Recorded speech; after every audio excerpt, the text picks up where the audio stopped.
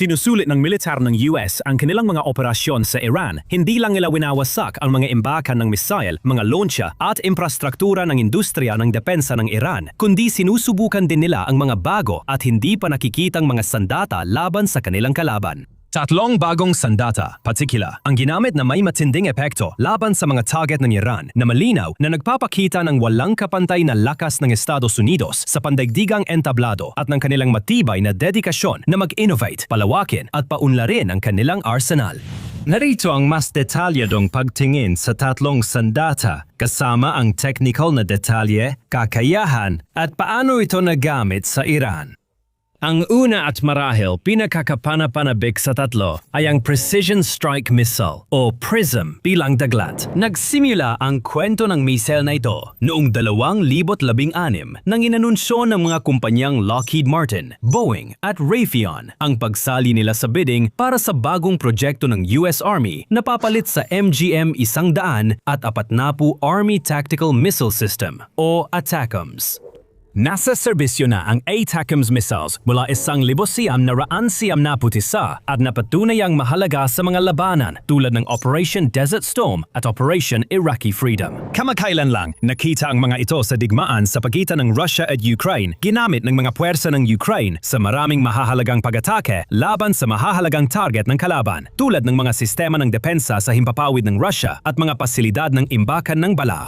Kahit ang pinakamahusay na sandata ay napapalitan din, kaya patuloy na naghahanap ang US Army ng paraan para mapalakas ang kanilang kakayahan sa pag-atake. Nais nila ng mga misil na kayang dalhin ang parehong lakas ng paninira na nakita sa mga ATACMS, ngunit mas malayo ang abot at mas mataas ang bilis. Dahil dito, sinimulan ang PrSM project at umatras sina Boeing at Raytheon, kaya si Lockheed Martin na lang ang nadisenyo at na-develop ng missile. Sa simula, ang plano ni Lockheed Martin ay gawing may pinakamalaking abot na humigit kumulang 300 at 10 milya o 500 kilometro ang missile na ito. Mas malayo ito kumpara sa 100 at 70 milya 300 kilometro na abot ng ATACMS. Ngunit, nanatili pa rin ito sa mahigpit na limitasyon na itinakda ng intermediate range. Kasunduan sa Nuclear Forces INF Treaty na pinirmahan ng US at Soviet Union noong 1987. Pagkatapos, noong 2011, umatras ang US mula sa INF Treaty na nagbigay daan para sa PrSM na lumampas pa sa orihinal na plano. Hindi na 310 milya ang pinakamataas. Ito na ang panimulang sukatan at inanunsyo ng Army ang plano na palawigin pa ang abot ng missile hanggang at lampas sa 400 milya at posibleng umabot pa ng higit 600 milya sa mga susunod na bersyon. Ang maganda, hindi na kailangan ng bagong launcher para maabot ang ganong layo. Mari itong iputok mula sa parehong umiiral na M100 at 42 na High Mobility Artillery Rocket System na ginagamit na para sa paglulunsad ng ATACMS gamit ang advanced na teknolohiya ng propulsion para lumipad ng mas mabilis at mas malayo kaysa sa nauna nito. Mas maganda pa, ang PrSM ay dinisenyo na mas manipis at mas makinis kaysa sa ATACMS. Ibig sabihin, 2 misil ang kasya sa bawat pod imbes na isa lang. Kaya, hindi lang halos doble ang layo ng nararating ng PrSM kaysa sa ATACMS, dinodoble rin nito ang kapasidad ng HIMARS launcher. Pinapayagan nito ang Army na mapanatili ang mobility ng HIMARS habang malaki ang nadaragdag sa lakas ng putok ng bawat sistema. Sa madaling sabi, malaking upgrade ito at simula pa lang. Plano ang Army na palawakin ang kakayahan ng PrSM lampas sa kasalukuyang limitasyon sa mga susunod na taon at may bagong mga bersyon ng ginagawa. Ang Increment isa ay ginagamit na ng US Army at Australian Army at ito ang bersyon na may abot na itinatagda ng kasunduan na 310 milya. Ang Increment 2 na kilala rin bilang Land-Based Anti-Ship Missile o LBASM ay mas pinapalawak pa ang kakayahan nito. May multi-mode seeker ito, kaya mas madaling makalusot sa mga lugar na hindi madaling mapasok kaysa orihinal na misil.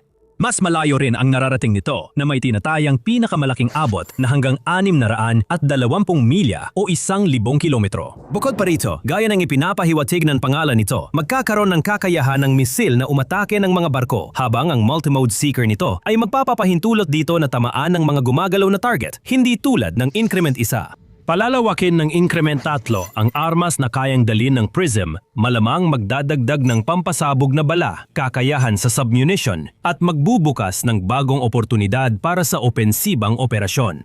Pinaniniwalaan na ang bago at mas pinahusay na prism na ito ay, halimbawa, magkakaroon ng karagdagang lakas ng putok na kinakailangan upang wasakin ang mga pinatibay na estruktura ng kalaban. Dodoblehin ng increment 4 ang panggunahing abot ng prism batay sa mga pundasyong na itatag sa mga naunang increment habang pinapabuti ang propulsion at aerodynamics ng misail upang maabot ang 620 milya o 1,000 kilometro. Ang huling kilalang increment na dinedevelop ay increment 5 na magpapahintulot sa prism na mapaputok mula sa autonomous na sasakyan. Habang natatapos at na-integrate ang mga increment, mas lalayo at bibilis ang prism habang nagiging mas flexible para umangkop sa mas maraming misyon at gamit. Isa ito sa pinakakahangahangang bagong dagdag sa arsenal ng Amerika, gaya ng natuklasan ng puwersa ng Iran sa Operation Epic Fury. Dune, opisyal ng ginamit sa labanan ang prism ayon sa kumpirmasyon sa opisyal na X account ng US Central Command na nagsabi. Unang beses sa kasaysayan, ginamit ang Long-Range Precision Strike Missiles PrSM sa Operation Epic Fury na nagbigay ng walang kapantay na kakayahan sa malayuang pag-atake. Kinumpirma ni Admiral Brad Cooper ng US Central Command na inilunsad ng US Army ang Precision Strike Missile laban sa mga target ng Iran. Sinabi niya, sobrang proud ako sa ating mga kalalakihan at kababaihan sa uniforme na ginagamit ang inobasyon para ilagay sa alanganin ang kalaban. Ipinunto ni Patricia Basilisk, Associate Director sa Center for Strategic and International Studies Missile Defense Project, ang kahalagahan ng sandaling ito. Sinabi niya sa Business Insider na ang unang paggamit ng PrSM ay hudyat ng simula ng bagong yugto ng kakayahan ng Army sa pag-atake na may mas malawak na abot at mas mataas na katumpakan. Tama siya. Bagamat wala tayong tiyak na detalye kung aling eksaktong mga target ng Iran ang ginamitan ng PrSM, walang duda na nagbibigay ito ng tactical na kalamangan sa mga puwersa ng Amerika. Dahil kaya nitong maglakbay ng halos doble sa layo ng ATACMS missile, mas maraming target ang kayang abutin ng PrSM. Mas maraming direksyon ng posibleng pag-atake ang kailangang paghandaan ng Iran at mas maraming lokasyon at ari-arian ang dapat depensahan habang may opsyon ang Amerika na pumili ng lugar ng paglulunsad sa Iraq at mga estado sa paligid ng Gulpo. Bukod pa rito, bilang isang ballistic missile, kayang lumipad ng PrSM sa napakabilis na bilis, lalo na sa huling bahagi ng paglipad nito habang tinutumbok nito ang mga target. Ginagawa nitong perpekto ang mga ito para gamitin laban sa mga target na critical sa oras tulad ng mga sistemang pangdepensa ng himpapawid ng Iran at mga missile launcher. Bagamat hindi tiyak, malamang na ginamit ng US Army ang mga missile na ito sa mga unang bugso ng operasyon para sirain agad ang depensa sa himpapawid ng Iran. Winawasak ang missile platform at radar site para maging bukas at ligtas ang daan sa mga susunod na atake at mas madali ring makapasok ang mga eroplano sa himpapawid ng Iran. Hindi lang ito tungkol sa Iran. Ang pagde-deploy ng PrSM sa totoong labanan ay isang paraan para magpadala ng mensahe ang Amerika sa iba pang posibleng kalaban sa buong mundo, kabilang na ang China at Rusya, na tiyak na masusing magmamasid sa nangyayaring labanan. Walang duda na magagamit ang mga missile na ito sa mga susunod na labanan laban sa alinmang bansa at magbibigay ito ng malaking kalamangan sa US, lalo na kung may sagupaan sa China. Ang mga missile na ito ay talagang dinisenyo para sa posibleng labanan sa Indo-Pasipiko. Dahil sa ayos at geografiya ng rehiyon, kaunti lang ang lugar na pwedeng paglunsaran ng mga missile mula sa lupa at kulang sa layo ang mga karaniwang missile gaya ng ATACMS para tamaan ang ilang rehiyon at target. Dahil sa mas mahabang abot at kakayahan ng PrSM missile, mas magiging problema ito para sa China at mas pinalalakas ang kakayahan ng Amerika at mga kaalyado nito sa paghadlang sa kilos ng kalaban sa dagat. Sa madaling salita, naging malaking tagumpay sa iba't ibang paraan ang paglabas ng PrSM. Ipinapakita nito ang mga taon ng pag-unlad at malaking puhunan para sa proyektong ito na nagtataas sa kakayahan ng Army sa high-end na pag-atake. Isa lang ito sa 3 bagong sandatang nakita nating ginamit sa Iran na yon. Bago natin talakay ng 2 pa, kung gusto mo pa ng ganitong kaalaman, mag-subscribe sa The Military Show. Nagbibigay kami ng paliwanag linggo-linggo. Ngayon sa papel, ang Amerika laban sa Iran ay isang labang hindi patas. Ang US ay panunahing military superpower sa mundo at mas malaki ang gastos nila sa militar kaysa pinagsamang gastusin ng 12 ng iba pang bansa. Mayroon itong pinakamahusay na sundalo, advanced na kagamitan at natatanging kasaysayan ng tagumpay sa estratehiya. Pero may isang malaking kalamangan ang Iran, mga drone. Sa mga nagdaang taon, naging mas mahalaga ang drone warfare, kung saan bumibili at gumagawa ang Russia ng maraming Iranian Shahad drones na ginamit nila ng malupit laban sa iba't ibang target sa buong Ukraine. Matagal nang gumagawa at nagpapahusay ang Iran ng Shahad at drone technology, kaya malaki ang kalamangan nila sa ibang bansa sa paggawa at paggamit ng mga drone. Nang magsimula ang Operation Epic Fury, nag-alala ang ilang analyst na baka hindi handa ang US puwersa sa banta ng Iranian drone. Pero may alas ang Amerika. Isang alas na tinatawag na LUCAS o mas kilala bilang Low Cost Uncrewed Combat Attack System.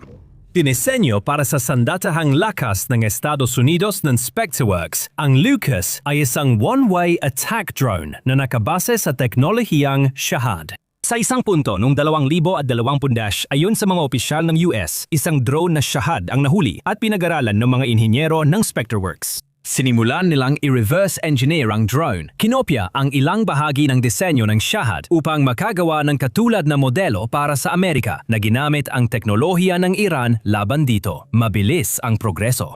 Ilang buwan matapos opisyal ilunsad ang programa, noong Hulyo 2025, inilabas na ang mga drone na LUCAS sa US Forces sa gitnang silangan. Noong Disyembre 2025, inilunsad sa dagat sa Persian Gulf ang unang drone na LUCAS. Pagkatapos, noong Pebrero 28 sa unang araw ng Operation Epic Fury, unang beses na sumabak sa labanan ang LUCAS. Naglabas ang CENTCOM ng press release ukol sa lakas at potensyal ng mga sistemang ito.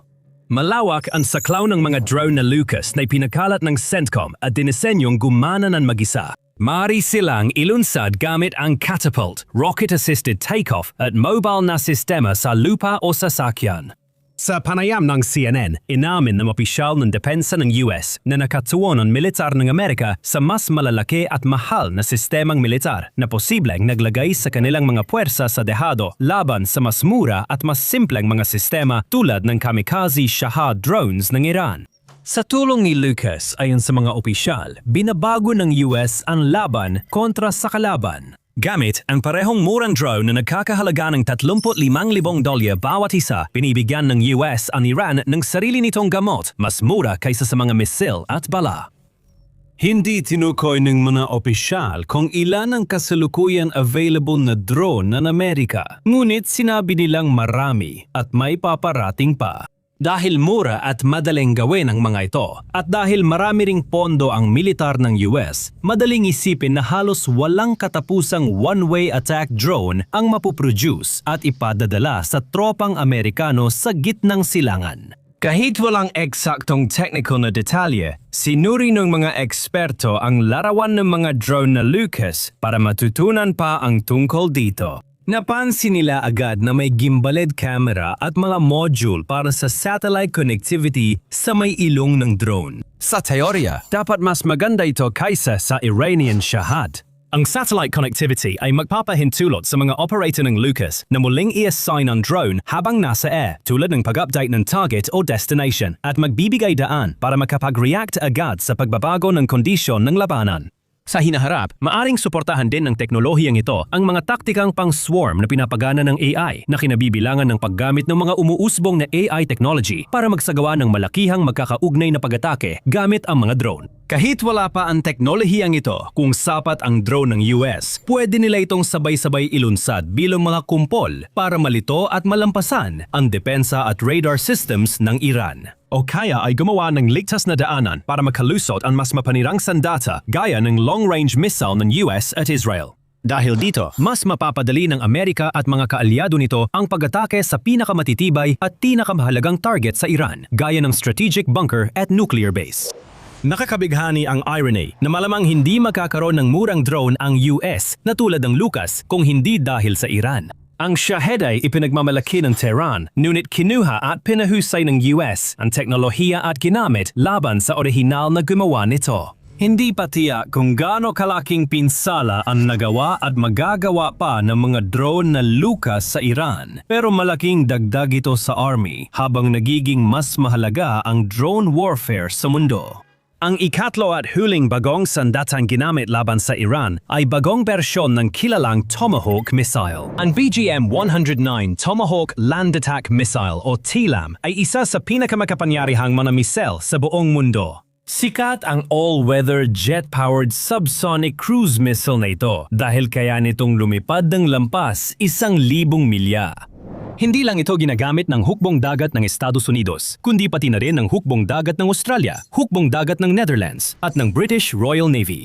Gayunpaman, inilulunsad ng mga hukbong dagat ang missile mula sa iba't ibang plataporma, pero ang US at Australian Navy ay kadalasang gumagamit nito sa surface warship. Plano ang Netherlands gamitin ito sa surface frigate, habang ang British Royal Navy ay ginagamit lang ito mula sa submarino. Binuo ilang dekada na ang nakalipas sa Applied Physics Laboratory ng Johns Hopkins University. Unang pumasok sa serbisyo ang Tomahawk noong 1983 at nakita natin ang ilang mga bersyon ng orihinal na disenyo na ipinakilala sa paglipas ng mga taon, kabilang ang RGM-UGM 100B anti-ship variant na may active radar homing hanggang sa RGM-UGM 100E tactical Tomahawk model.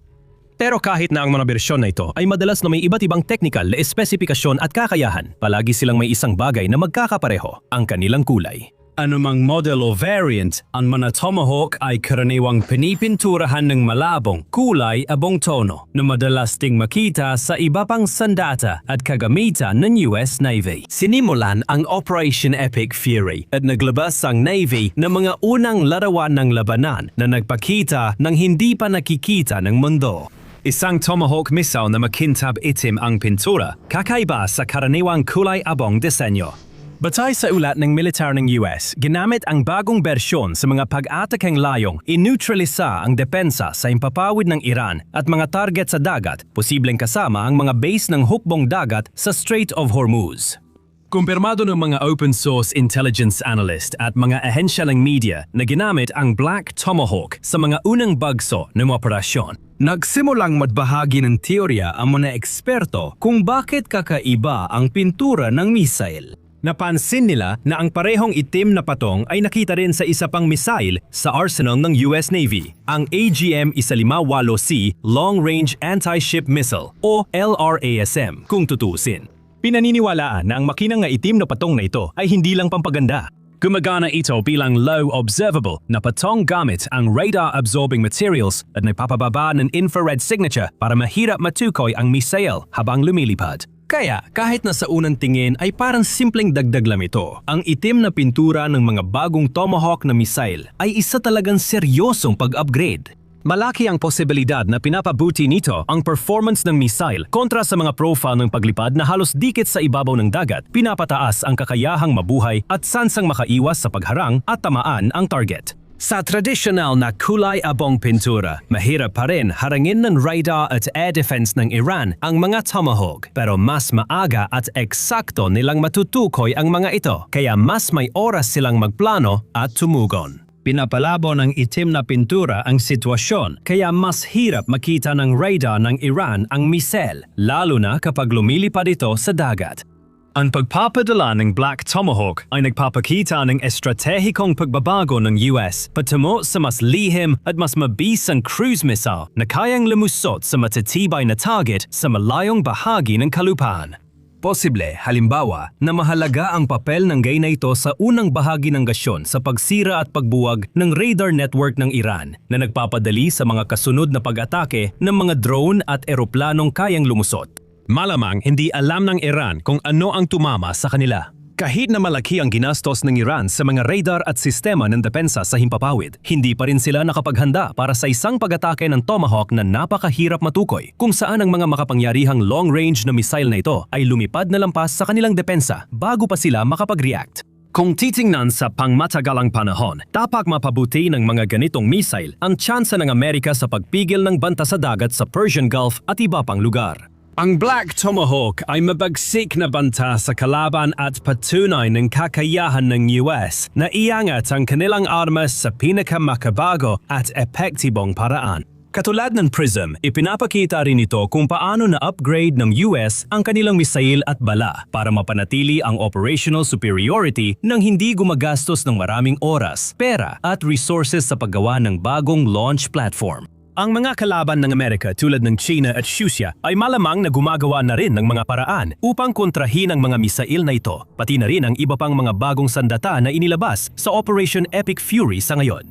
Pero laging isang hakbang ang US sa unahan, hindi kailanman pumapayag na maging pangalawa at palaging naghahangad na palakasin ang kanilang arsenal at mapanatili ang kanilang walang kapantay na katayuan bilang pinakamalakas na puwersang militar na nakilala ng mundo. Walang nagakala na posible ito. Hindi dinisenyo ang artilyerya para tamaan ang target na katatama lang ng US. Nagawa na ito ng Amerika. Tapos na ang submarino ng Iran. Hindi ito dahil sa depth charges o torpedo. Ito ay dahil nagawa ng US ang imposible sa pamamagitan ng paggamit ng mga misil na dinisenyo para sirain ang mga nakatigil na target sa lupa, para sirain ang isang naval asset na dapat ay sobrang tago na halos imposibleng tamaan gamit ang mga sandatang talagang ginawa para dito. Ito ang imposibleng tira.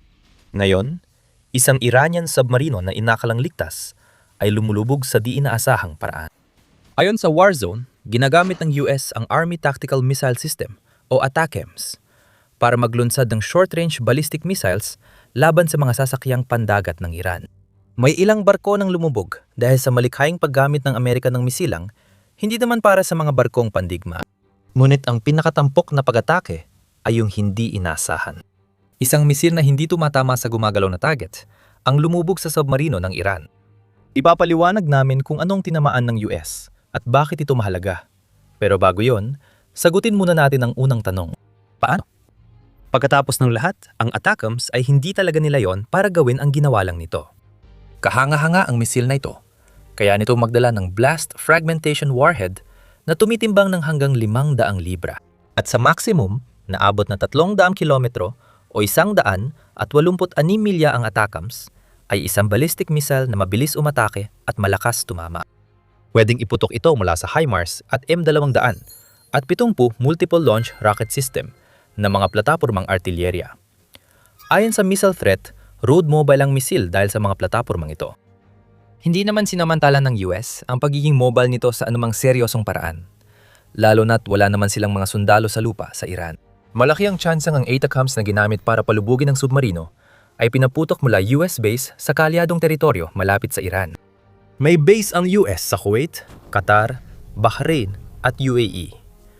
Lahat malapit sa Persian Gulf at kayang abutin ang kanlurang baybayin ng Iran. Hindi mahalaga ang mobility kapag maraming US attack options. Pero may dapat pumigil sa ATACMS na sirain ang submarine. Ipinaliwanag ni Lockheed Martin. Ang Army Tactical Missile System, ATACMS, ay surface-to-surface na sandata ng artilyera na kayang tamaan ng mga target na mas malayo kaysa abot ng kasalukuyang kanyon, rocket at misil ng hukbo. Sabi ng tagagawa ng ATACMS, surface-to-surface ito, hindi surface-to-sea. Malayo man ang ATACMS sa anti-ship o anti-submarine na misil, nahanap ng US ang paraan para gawing panlaban sa hukbong dagat, ang makapangyarihan nitong short-range ballistic missile. Malinaw na ipinaliwanag ni General Dan Kane, tagapang-ulo ng Joint Chiefs of Staff ng US Air Force, sa isang press conference sa Pentagon kung paano ginagamit ng US ang artilyera para gawin ang imposible. Sa unang 13 araw ng operasyon, gumawa na ng kasaysayan ng ating artilyerya. Nagpaputok sila ng kauna-unahang precision strike missiles na nagamit sa labanan at umabot ng malalim sa teritoryo ng kalaban.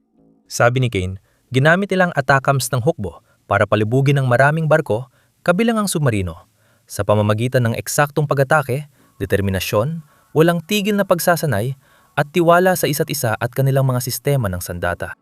Iyan ay kumpirmasyon mula mismo sa pinagmulan. Hindi lang sinabi ni Kane kung anong klaseng submarino ang winasak ng US gamit ang ATACMS. Mayroon kaming ilang ideya tungkol dyan na tatalakayin namin mamaya. Ngayon, kitang-kita ang malaking kalamangan ng US laban sa hukbong dagat ng Iran. Kaya nitong gamitin halos anumang sandata para sirain ng mga submarino at barkong pandigma na hindi kayang tapatan ang lakas nito sa gitnang silangan. Wasak na ang hukbong dagat ng Iran. Ayon sa Radio Free Europe Radio Liberty, sinabi ng militar ng US noong Marso, 11 na nakalubog sila ng halos 60 sasakyang pandagat ng Iran. Kasama rito ang sampares ng Moj-class frigate. Tinatarget ng US ang mabilisang bangka ng Iran na ginagamit sa pag-atake sa barkong pangkalakalan sa Strait of Hormuz, kaya daan-daang malilit na barko ang nalis. Makikita natin ang tuluyang pagbagsak ng Iran bilang puwersang pandagat. Epektibong sinira ng US ang kakayahan ng Iran na bumuo ng lakas militar gamit ang kanilang hukbong dagat sa 4 na yugto ng kampanya laban sa mga bantang pandagat. Una, natipan ng lakas pandagat ang Amerika, kabilang ang pagpapadala ng maraming barko at aircraft carrier sa karagatan malapit sa Iran. 60 araw bago ang Operation Epic Fury. Noong panahong iyon, inihanda ng US ang lohistika at serbisyong pangimpormasyon para makakalap ng intelihensya tungkol sa mga target na Iranian. Kasama sa susunod na yugto, ang pag-atake sa depensang panghimpapawid, Air Force at Navy ng Iran, lalo na sa mga barkong maaring gamitin ng Iran bilang ganti sa matinding US strike sa mga unang araw ng operasyon. Ang sumunod na ito ay nang winasak na US ang mga pier, daungan at imbakan ng bala, inalisan ang natitirang Navy ng Iran ng mga lugar para maglunsad, ligtas na daungan at supply. Sa huli, nagtuloy-tuloy ang mga pag-atake, kabilang ang pagsira ng US sa mga naiwan at na-stranded na kagamitan ng hukbong dagat ng Iran kapag kailangan. Nawasak ang submarino ng Iran sa ikatlo o ika-4 na yugto. Ang resulta ay ang nakikita natin ngayon. Ang hukbong dagat ng US ang nangihibabaw sa mga katubigan sa paligid ng Iran maliban na lang sa Strait of Hormuz. Napakalinaw ng kanilang panghingibabaw dahil natagumpay sila sa mga imposibleng pag-atake sa submarino, kahit hindi ito ang target ng ballistic missile na para sa mga target sa lupa. Babalikan natin kung bakit imposibleng shot ito maya-maya. Hindi pa rin alam kung anong submarino ang tinamaan ng US at walang paliwanag si Kane. Karamihan sa atin ay alam na kung anong meron ng Iran pagdating sa mga submarino. Ayon sa Nuclear Threat Initiative, noong Setyembre 2025, may hanggang 30 submarino ang hukbong dagat ng Islamic Republic of Iran. Mukhang kahanga-hanga sa una, pero nabawasan ang dating ng malamang 24 sa mga sasakyang dagat ay mini-submarino lang pala. Delikado pa rin ang mga sandatang ito kung mapupunta sa tamang kamay, pero hindi sila yung mga tunay na submarino na maaring maging malaking banta sa hukbong dagat ng Estados Unidos. Sa humigit kumulang 6 na iba pa, lahat ay diesel-electric na submarino. Mas mababa kaysa sa mas modernong nuclear-powered attack submarino ng Estados Unidos. Sa mga mas malalaking submarino, 3 ay Terek-class na mga sasakyan dagat, na sa totoo lang ay mga binagong Russian Kilo-class na submarino na kayang maglayag ng hanggang 17 knots kapag nakalubog at may 533 mm na tubo para sa mga torpedo, pati na rin kakayahang maglagay ng mga mina. 3 pa ay Fatih-class submarino, pumasok sa serbisyo noong Pebrero 2011 at Abril 2023, may bilis na 14 hanggang 23 knots at kakayahan sa armas na tulad ng Tarek-class. Sinasabing gumagawa rin ng Iran ng Besat-class submarino na sinasabing may mga surface-to-air missile. Gayunpaman, ang mga iyon ay hindi pa lumilitaw o nakakapaglayag sa dagat, kaya maaari nating alisin sila sa listahan ng mga tinamaan ng US. Gayunpaman, ang fleet na ito ng submarino ay dapat igalang. Hindi kailangang katakutan, kahit ikumpara sa ibang bansang may malalaking armada, pero dapat igalang.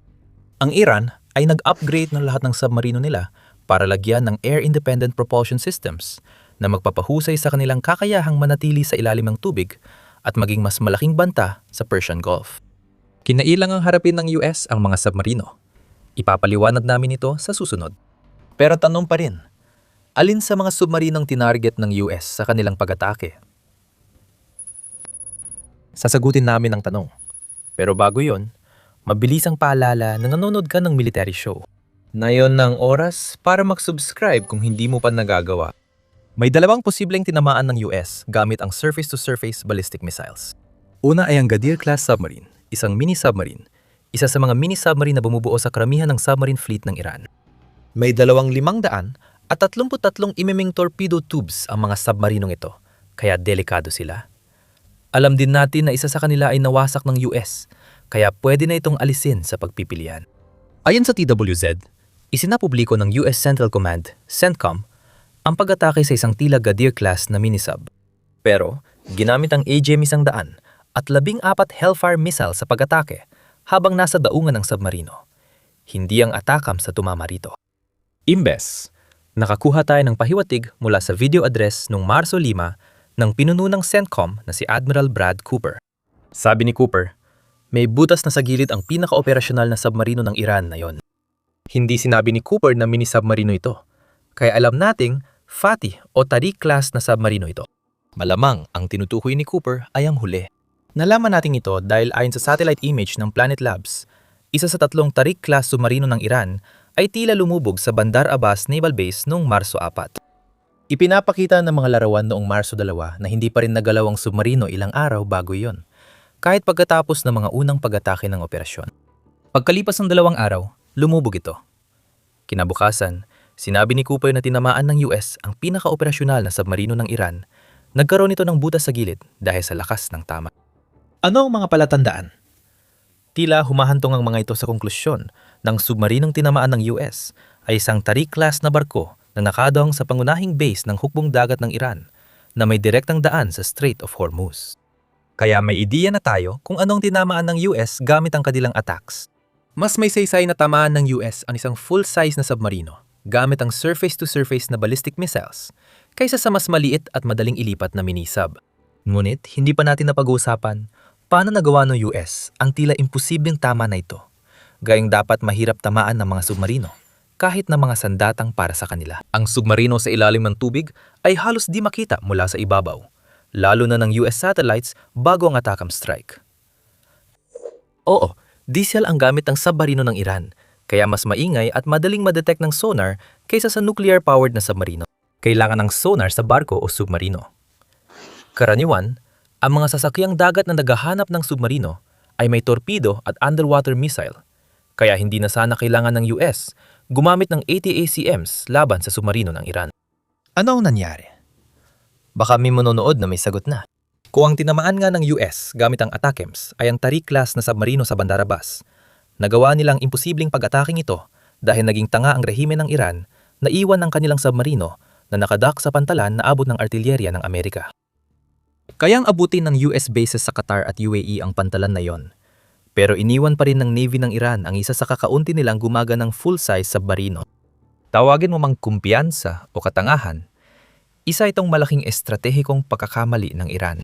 Ipinapakita nito sa US kung gaano kaepektibong naparalisa ng Operation Epic Fury ang liderato ng militar na Iran, kasama ang Command at Control Center na dapat nag-uutos para mailabas ang sirang submarino mula Bandar Abbas. Nagbigay ang Iran sa US ng nakapirming target na sadyang dinisenyong tamaan ng ATACMS. Sinabi ng US, maraming salamat, at inilunsad nito ang misil nito sa isang unit ng hukbong dagat na hindi naman sana dapat naging vulnerable sa ATACMS sa simula pa lang. Ang submarino ay sasakyang dagat na kayang magtago sa ilalim ng tubig.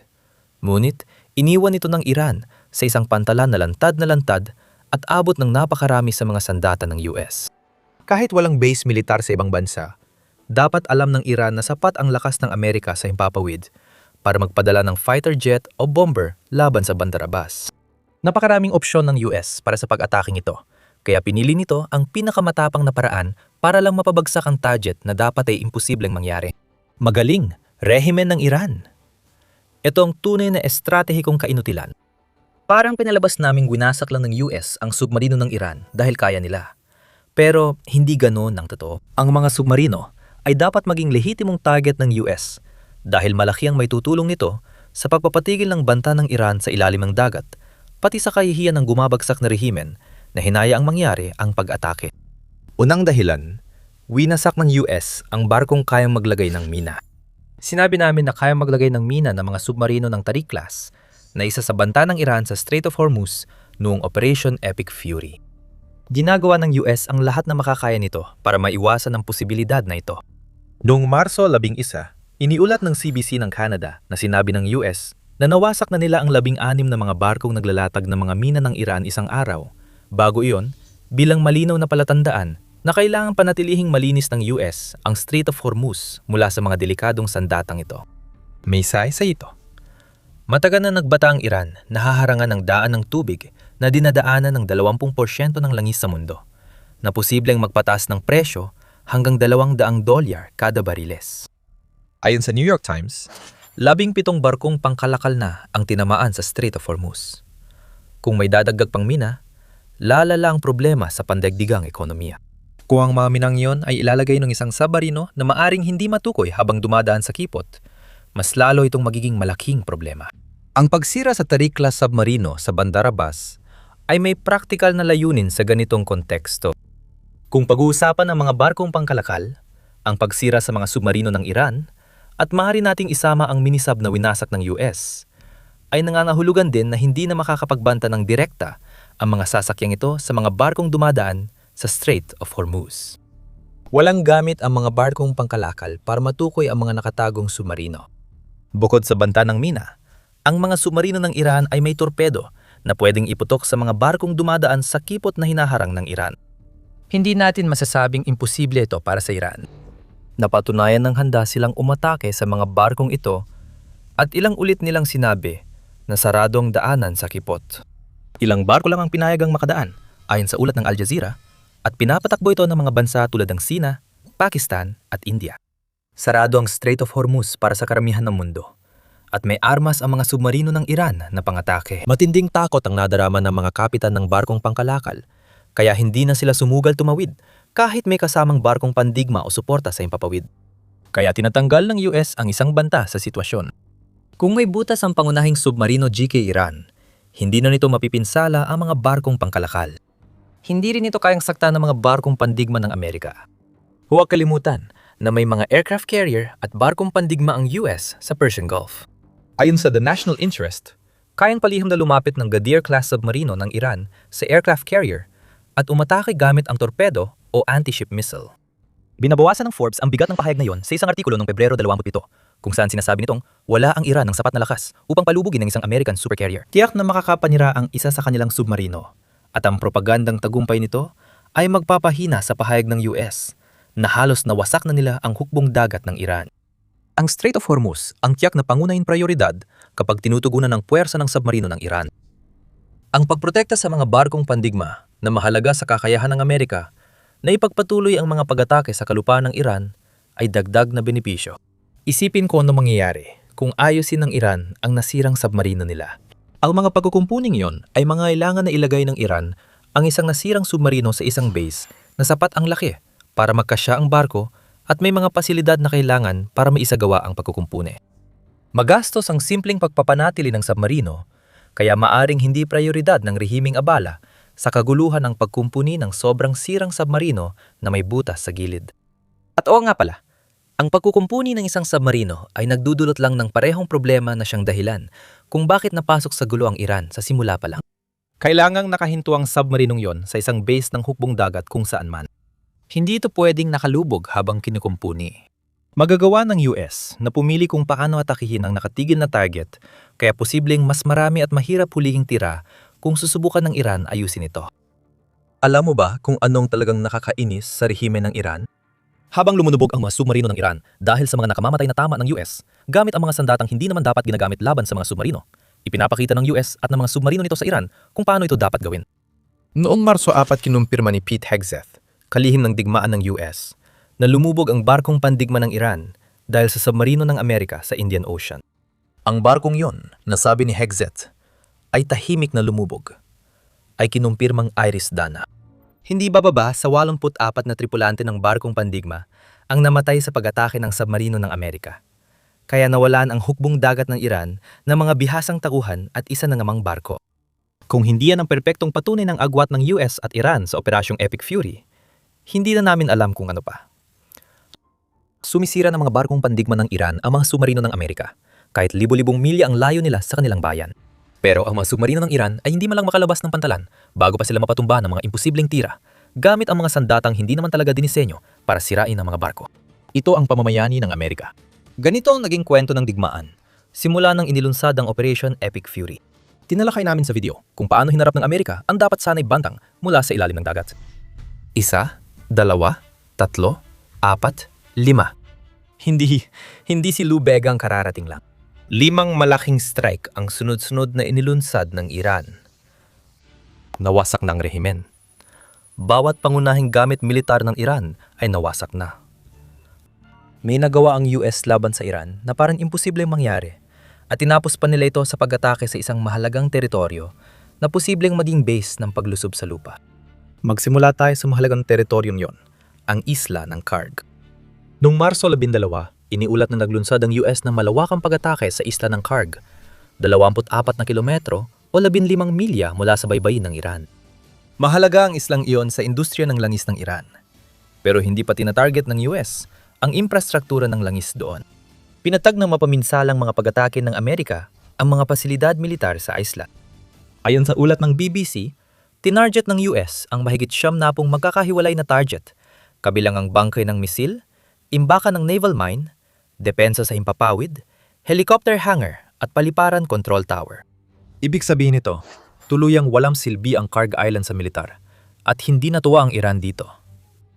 Matapos ang pag-atake, nagbanta ang Iran na sisirain agad ang lahat ng oil at energy infrastructure sa isla ng mga kumpanyang kapartner ng US at gagawing abo. Malinaw na banta ito na mas masasaktan ng US kaysa Iran kung tatamaan ang Kharg Island. Ang langis ang susi sa islang ito. Gayunpaman, hindi tulad ng sabi ng Iran. Ang totoo, mas mahalaga ang Kharg Island sa Iran pagdating sa langis at gas kaysa sa magiging halaga nito sa US. At pinapatunayan ito ng mga numero. Ayon sa Euronews, ang Kharg Island ang pangunahing oil terminal ng export system ng Iran.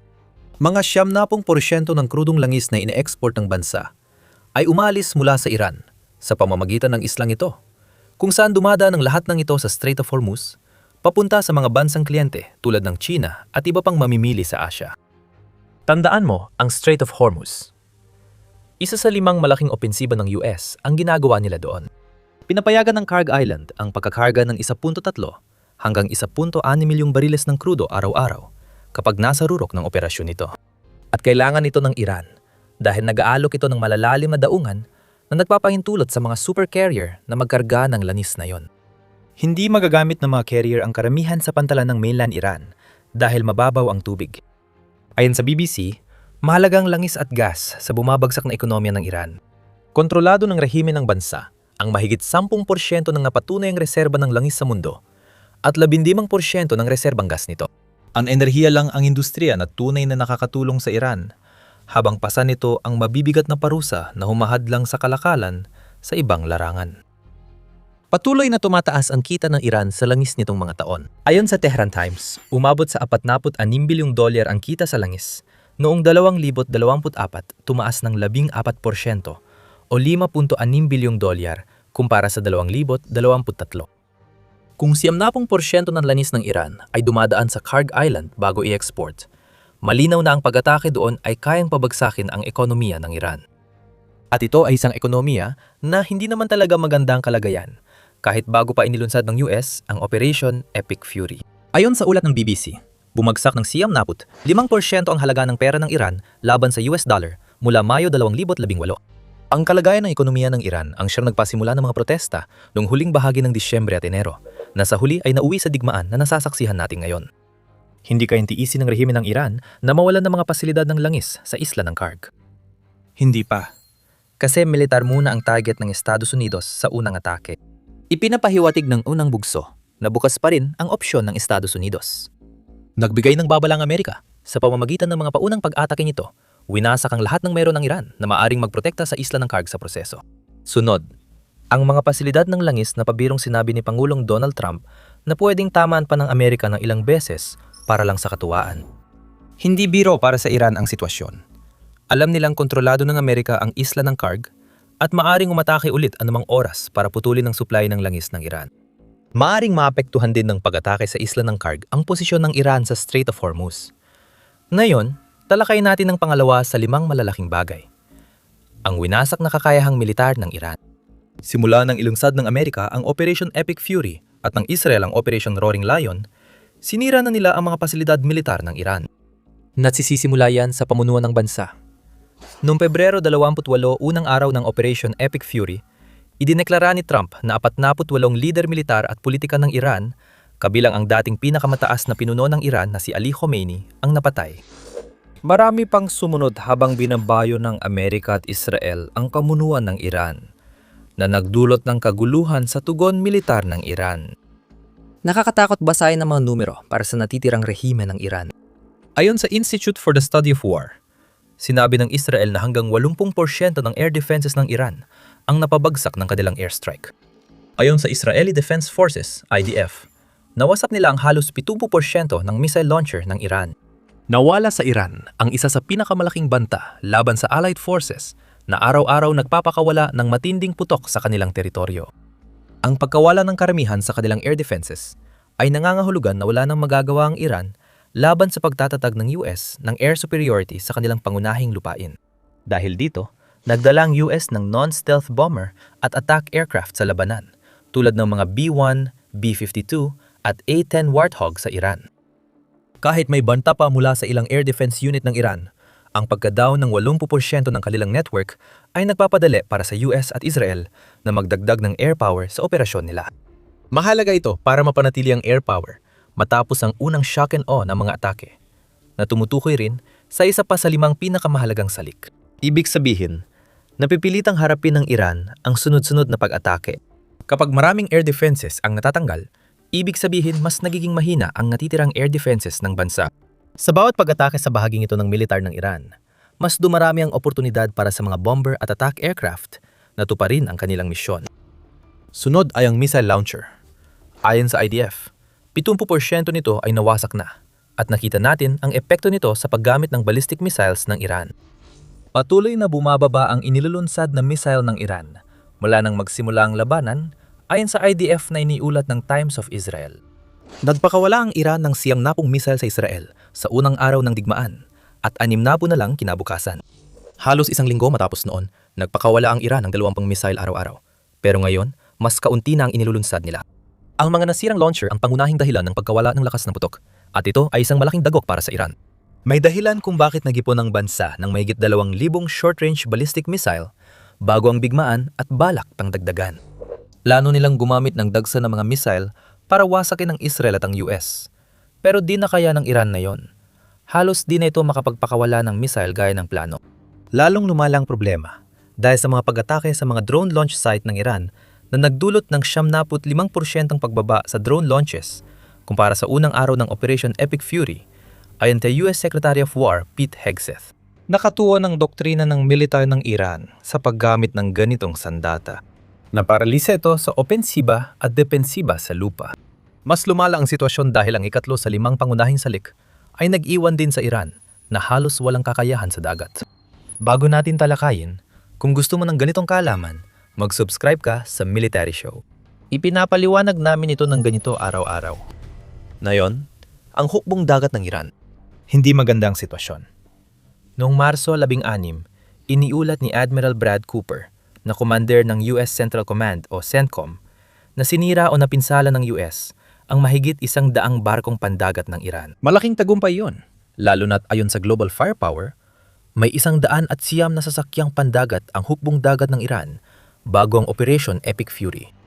Ibig sabihin, halos binura na ng US ang buong hukbong dagat ng Iran kung tama ang mga numerong ito. Kung hindi, posible dahil maraming mabilis na bangka ang Islamic Revolutionary Guard Corps na di opisyal sa hukbong dagat ng Iran. Ibig sabihin ay sunod-sunod na tinatarget ng US ang unit pandagat ng Iran. Bumababa ang banta sa presensya ng hukbong dagat ng US sa paligid ng mga tubig ng Iran sa bawat unit ng Iran na nasisira. Gayong din ang banta na maaaring idulot ng hukbong dagat ng Iran sa mga barkong pangkalakal na dumadaan sa Strait of Hormuz. Manatili kayo dahil ang ginagawa ng US sa kipot na iyon ay ang huli sa tinatawag na Big Five. Ayon sa The Washington Post, makikita sa satellite images mula sa mga pangunahing base ng hukbong dagat ng Iran ang tindi ng pinsalang dulot ng US.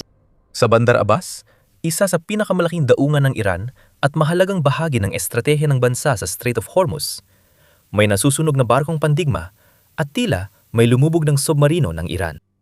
Sinimula na ng US na sirain ang mga barko sa labas ng tubig ng Iran, gaya ng ginawa nila sa Iris Dina na tinamaan sa baybayin ng Sri Lanka. Ang bagong pandigma ay lumubog sa Indian Ocean at hindi bababa sa 84 na tripulante ang namatay sa pag-atake ng US. Sinira din ng US ang 16 na barkong naglalagay ng mina ng Iran na balak sana ng Iran gamitin para maglagay ng mga underwater mine sa kahabaan ng Strait of Hormuz. Kaya't lalong naging mapanganib at delikado ang pagtawid ng mga barkong pangkalakalan na nagdadala ng kanilang kargamento sa kipot na iyon. Ipinapakita ng ikatlong bahagi kung gaano kabilis masisira ang hukbong dagat ng isang bansa kapag nakaharap sa mas malakas na bansa na may mas magagandang barko at dambuhalang aircraft carrier na pwedeng gamitin sa sunod-sunod na pag-atake sa mahahalagang pantalan. Nawala sa Iran ang mga frigate, drone carrier, submarino, mga pantalan, mine layer, maritime patrol aircraft, maliliit na barkong pandigma at halos lahat ng kailangan nila para magtayo ng depensang pandagat laban sa US. Ibig sabihin, Halos pareho ito ng hindi natin nakikita sa himpapawid ng Iran. Sa mga himpapawid na yon, malaya nakalilipad ang mga eroplano ng US. Ganon din na yon sa mga American aircraft carrier at naval strike group sa Persian Gulf. Malaki ang pinsala, kaya hindi na makikipaglaban ng Iran gamit ang mga barko dahil natatakot itong mawalan ng kagamitan. Ginamit na lang ang mabilis na bangka at unmanned surface vessel sa pag-atake sa barkong pangkalakalan. Pero hindi nito mapipigilan ng US sa pambobomba sa mainland ng Iran gamit ang air power mula carrier at bomber mula sa ibang base. Dahil nabanggit ang air power, pag-uusapan natin ang ikaapat sa 5 malalaking bagay. Ang patuloy na presyon ng Amerika sa Iran, dulot ng libu-libong sorties papasok sa bansa. Nabanggit natin kanina na dahil sa pagkawala ng maraming air defenses ng Iran, nagkaroon ng pagkakataon ng US na magpadala ng mga eroplano na baka hindi nila ginawa kung delikado pa rin ang himpapawid. Ang paggamit ng B-52 bomber laban sa Iran ay kilalang halimbawa dahil kahit mahigit 70 taong gulang at hindi stealthy ang mga ito, ginagamit pa rin sila sa mga misyon sa Iran dahil sa bagsak na air defense network ng bansa. Ayon sa Wall Street Journal, sinabi ng US na higit 7,000 target sa Iran nang tinamaan nila. Sabi ni US kalihim ng digmaan Pete Hegseth, 15,000 ang tinamaan sa mga target ng kalaban kasama ang mga pag-atake ng Israel. Nagsimula ang digmaan noong Pebrero 28 at umabot na ng 19 na araw ng labanan hanggang sa paggawa ng bidyong ito. Sa madaling sabi, may 789 target kada araw na tinatamaan sa Iran. Ito ang kahulugan ng isang tuloy-tuloy na kampanya ng pambobomba mula sa himpapawid. Nagawang magkaroon ng routine ng US at Israel sa kanilang mga sortie kung saan na ipapaikot nila ang kanilang air power nang walang anumang ganti mula sa Iran. Pwedeng mag-take off, umatake, bumalik, mag-refuel at reload, tapos muling lumipad ng ilang beses sa isang araw ang fighter jet mula sa carrier. I-multiply mo yan sa 12-12 ng fighter jet ng Amerika mula sa mga carrier nito, mula sa Israel at mula sa mga base ng US na malapit sa Iran, makakakuha ka ng sunod-sunod na strike na walang sagot ang Iran. Ang lahat ng ito ay humantong sa paghina ng militar at rehimen ng Iran na mahigit 40 taon nang namamayani dahil sa lakas ng himpapawid ng Amerika. Masyadong marami ang strike para ilista lahat. Kasama sa pinakamabigat ang naunang pag-atake sa Kharg Island at posibleng kasunod pa, pati paggamit ng US ng 30,000 pound na massive ordnance penetrators laban sa bunker sa ilalim ng lupa ng Talagan 2. Ngayong pinayagan ng UK ang US, gamitin ang mga base nito gaya ng RAF Fairford, hindi na kailangan maglong flight ang mga Amerikanong bomber pilot para sa mga unang pag-atake sa digmaan. Mas maikli na ang distansya papuntang Iran at hindi na kailangang daanan ng Atlantic Ocean. Ibig sabihin nito, mas mabilis nang makakabomba ang mga Amerikano sa Iran habang tuloy-tuloy ang pag-ikot ng fighter jet. Sa simula ng Operation Epic Fury, nabuwag ang air defense at missile capability ng Iran. Sa ikaapat sa Big Five, target na ng US ang mga pasilidad ng missile production, underground complex, command at control center, at bawat bahagi ng industrial na base ng Iran na kanilang mahahanap. Hindi na lang ito tungkol sa pagbuwag ng militar ng Iran. Layunin na rin ngayon na hindi na sila makabangon, lalo na habang tinatamaan ng lakas ng himpapawid. Ngunit may isa pang alas ang Iran na mahigpit nitong hawak. Ang huling bahagi ng Big Five, ang Strait of Hormuz. Ang Strait of Hormuz ay mahalagang daanan ng tubig sa mundo, lalo na sa transportasyon ng langis sa dagat. Ika-5 bahagi ng global na kalakalan ng langis ay dumadaan sa kipot na ito, 21 milyong bariles kada araw. Dahil 24 na milya lang ang pinakamakipot na bahagi, madaling babantayan ng Iran ang Strait of Hormuz. Bagamat may ilang barkong dumadaan sa kipot, pero patak-patak lamang ang daloy nito kumpara sa dapat sana nating nakikita. Malinaw ang dahilan. Nagbanta ang Iran na tatamaan ng mga barkong dumadaan sa Strait of Hormuz at ilang beses na nila itong ginawa. Dahil nananatiling epektibong nakasara ang kipot, nakita rin natin na tumaas ng husto ang presyo ng langis. Umabot ito sa mahigit $100 kada bariles at nananatili pa rin sa ganong antas. Ito na ang huling plano ng Iran. Harangin ang kipot, guluhin ang industriya ng langis, at asahang umatras ang US dahil sa pressure. Hindi ito epektibo. Habang hinihikayat ang mga kaalyado na tumulong sa pagprotekta ng mga barkong pangkalakal sa kipot ng Hormuz, may kasamang batikos at malabong banta sa mga tumatanggi, inilipat ng US ang atensyon sa direktang pag-atake malapit sa kipot. Noong Marso 17, nagbalita na binumba ng US ang mga launch site ng misail ng Iran malapit sa kipot ng Hormuz, gamit ang bunker-busting bomb. Direktang inanunsyo ng CENTCOM na ilang oras na nakalipas. Matagumpay gumamit ang US ng maraming 5,000 libra na deep penetrator na bomba laban sa pinatibay na lugar ng misail ng Iran sa kahabaan ng baybayin ng Iran, malapit sa kipot ng Hormuz.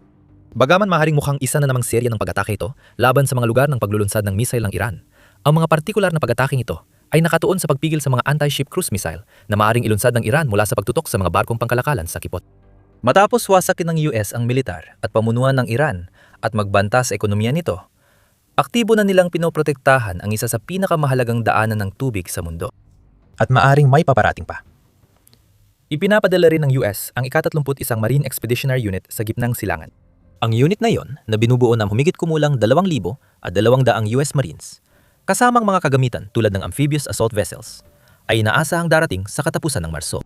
Kapag nasa Persian Gulf na, maaaring magsagawa ang unit ng mga paglusob sa mga mahahalagang target militar ng Iran sa baybayin ng Strait of Hormuz.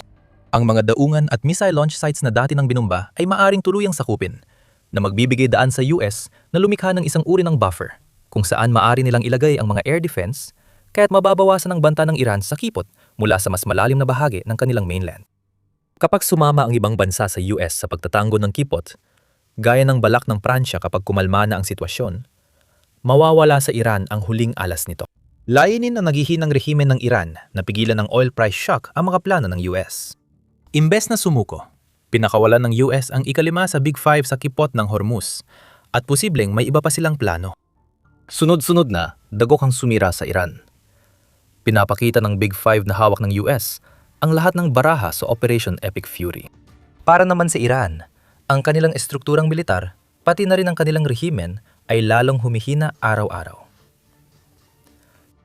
Habang nagpapatuloy ang US, posibleng may iba pang pag-atake sa mas marami pang target sa paligid ng Strait of Hormuz at sa Kag Island, lalong lalala ang sitwasyon ng Iran.